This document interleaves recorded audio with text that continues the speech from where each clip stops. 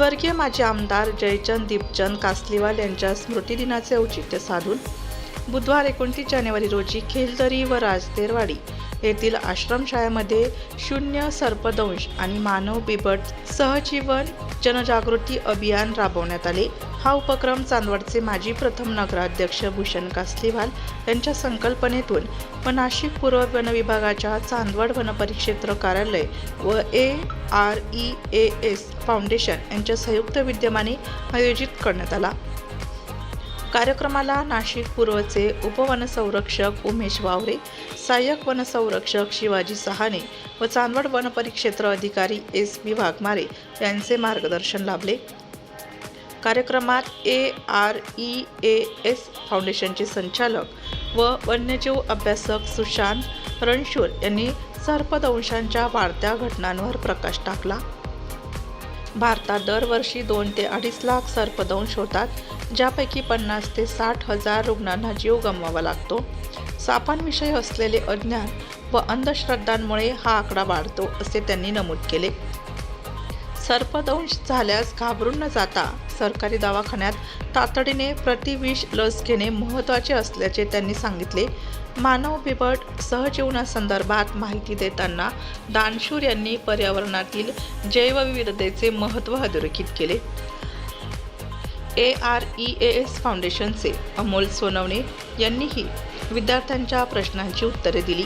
वनरक्षक सुनील खंडारे यांनी जंगलातील नैसर्गिक संसाधनांचे संवर्धन, वन्य प्राण्यांचे महत्त्व व जंगलातील आगीचे परिणाम यावर मार्गदर्शन केले।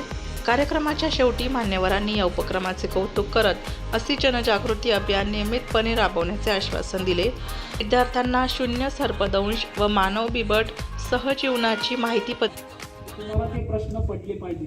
प्रश्न पडल्याशिवाय त्याचे उत्तर तुम्हाला मिळणार नाही। तर मग ह्या सगळ्या निसर्गातल्या अन्न साखळीचा आपण भाग आहोत आणि त्याच्यामध्ये या निसर्गाने आपल्याला भरपूर काही दिलेलं आहे।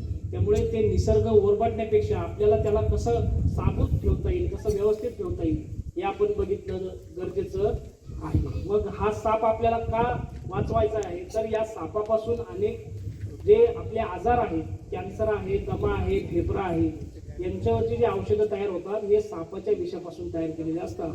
म्हणून आपल्याला सापाचं विष वाचवायचंय, म्हणजे साप पण वाचवायचं। एवढंच काय, तर रस्त्यावरती आपला ऍक्सिडेंट झाला, आपलं रक्त ऍक्सिडेंट मधून जे वाहत आहे ते थांबत नाहीये, ते त्वरित वन विभागाला कळवावे। पाठलाग केल्यास घाबरून बिबट आपल्यावर प्रतिहल्ला करू शकतो।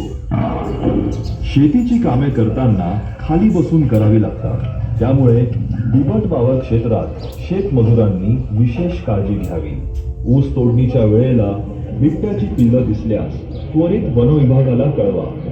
पिल्लांना हाताळू नका, तसेच त्यांचे फोटो किंवा सेल्फी काढू नका। बिबट विहिरीत अडकल्यास त्वरित वन विभागास कळवा। गर्दी गोंधळ करू नका आणि वन विभागाला बिबट्याची सुटका करण्यास सहकार्य करा। पिंजऱ्यात अडकलेल्या बिबट्याला दिवसवू नका किंवा त्याचे फोटो काढू नका। बिबट्या संदर्भात अफवा किंवा चुकीच्या बातम्या पसरवू नका। अफवांकडे दुर्लक्ष करा। शेती कामासाठी आलेल्या मेंढपाळांनी बिबट हल्ला करू नये यासाठी विशेष नाशिक लोकशाही न्यूज ब्युरो रिपोर्ट, नाशिक।